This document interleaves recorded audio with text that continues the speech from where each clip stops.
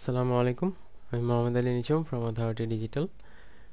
আমরা যখন কাজ স্টার্ট করতে যাই বা যখন একটা কিছু স্কিল শিখে মার্কেটে নামতে যাই, তখন দেখা যায় আমাদের কারো স্যাম্পল থাকে না বা পোর্টফোলিও থাকে না, বা ম্যাক্সিমাম সময় থাকলেও ইনকমপ্লিট থাকে, অর্ধেক অর্ধেক থাকে। তো সেই ক্ষেত্রে যখন আমরা ভাবি যে করব, তখন খুবই টায়ারিং মনে হয়, খুবই বোরিং মনে হয় যে নিজের জন্য পোর্টফোলিও বানানো।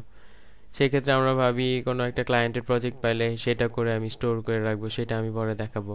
কিন্তু ক্লায়েন্ট যখন আসে তখনই সে স্যাম্পল চায়, সে পোর্টফোলিও চায়, কারণ সে এখানে টাকা ইনভেস্ট করতেছে, তার স্যাম্পল চাওয়াটা খুবই একটা স্বাভাবিক ব্যাপার, তাই না? তো তখন আপনি বড় ভাইদের কাছে দৌড়াদৌড়ি করেন যে ভাই কিছু স্যাম্পল দেন বা কিছু এক্সাম্পল দেন, আগের কিছু প্রজেক্ট থাকলে ওইগুলো লিঙ্ক দেন, আমি দেখাই। তো সেই ক্ষেত্রে কিন্তু আপনি ওইগুলো দেখাইলেও আপনার মিথ্যা কথা বলা হচ্ছে। প্লাস আপনার তো সেই স্কিলটা নাই।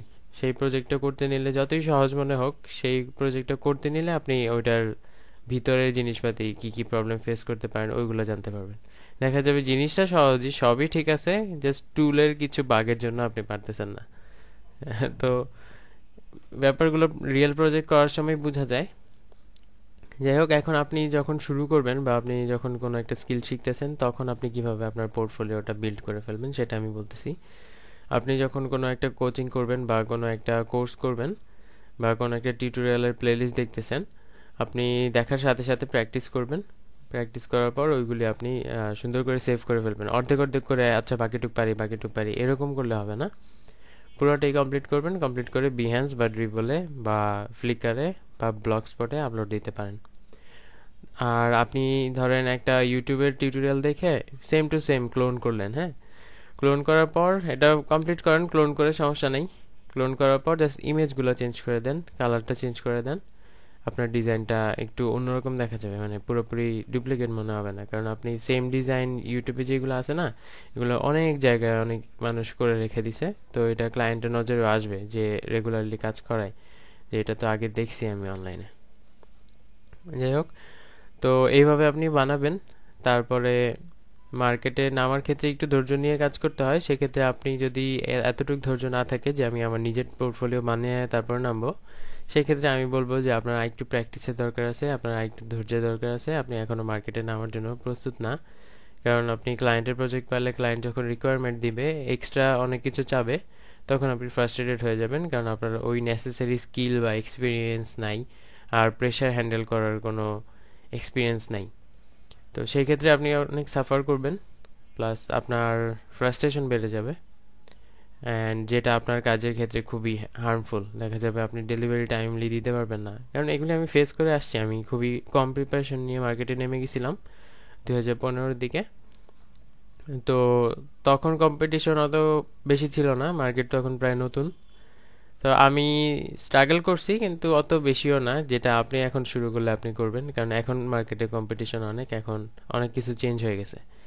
তো সেই ক্ষেত্রে আপনি প্রিপারেশন ছাড়া নামলে বা আপনি সব কিছু গুছায় না নামলে, গুছাইতে গুছাইতে দেখবেন যে আপনার কিছু নেগেটিভ রিভিউ হয়ে গেছে, অ্যান্ড আপনার ওভারঅল ক্যারিয়ারের ক্ষেত্রে ওটা অনেক এফেক্ট ফেলবে।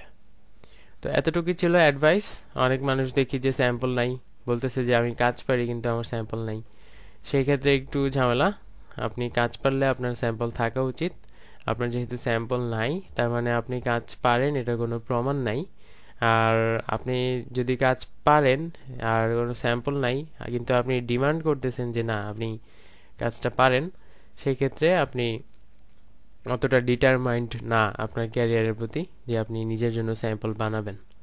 তো সেটাও অনেক বড় একটা স্কিল যেটা দরকার হয় ফ্রিল্যান্সিং এর ক্ষেত্রে বা অনলাইন প্রফেশনের ক্ষেত্রে। এতটুকু অ্যাডভাইস ছিল যারা স্টার্ট করতেছেন বা যারা স্টার্ট করে ফেলছেন ভুলে স্যাম্পল বা কোনো কিছু না গুছায়। তো তারা কিছুদিন সময় নিয়ে আর একটু গুছিয়ে নেন, বেশি দিন সময় লাগে না আপনি যদি অ্যাকচুয়ালি পারেন ব্যাপারটা। আর এই যে আমার ফাইবার মাস্টার গাইড সিরিজ, যেটার কম্পিটিশন প্রায় মানে চ্যালেঞ্জটা প্রায় শেষের দিকে, যেটা আমি নিজেকেই নিজে চ্যালেঞ্জ দিয়েছিলাম যে 1 উইকে 30 ভিডিও। তো আরও কিছু ভিডিও আসবে এই 2 দিনের মধ্যেই, 2021-এর আগেই আসবে। তো আমার চ্যানেলে সাবস্ক্রাইব করে রাখতে পারেন অ্যান্ড ফ্রেন্ডদের সাথে শেয়ার করতে পারেন। আর লার্নার্স গ্রুপে কোনো প্রবলেম থাকলে বলতে পারেন, ভিডিওতে ভিডিও রিলেটেড কমেন্টগুলো করতে পারেন, যাতে পরবর্তীতে যারা আসবে ওরা যেন অ্যান্সারগুলো দেখে ফেলতে পারে। তো এই আমার সাথে সোশ্যাল মিডিয়াতে কানেক্ট হতে পারেন আপনি।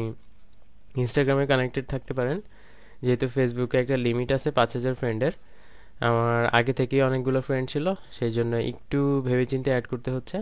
তো আপনি ইনস্টাগ্রাম বা লিঙ্কডইনে কানেক্টেড হইতে পারেন। তো বেস্ট অফ লাক অ্যান্ড আল্লাহ হাফেজ।